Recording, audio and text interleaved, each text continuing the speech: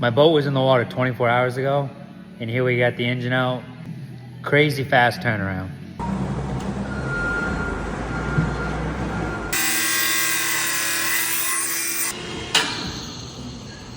There we go. Yeah. There we go. Cut that rubber. Yeah. No, that don't matter. Look like that red engine oil. That's not in between. The engine is out. Got a great big hole, and get that cleaned up.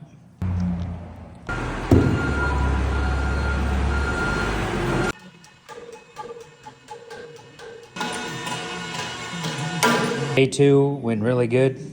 The engine's over there, got the transmission sitting over there. That transmission is gonna go on the new engine. And tomorrow I'll clean all this up, do a few more little loose ends, and then get ready to put the new one down in there.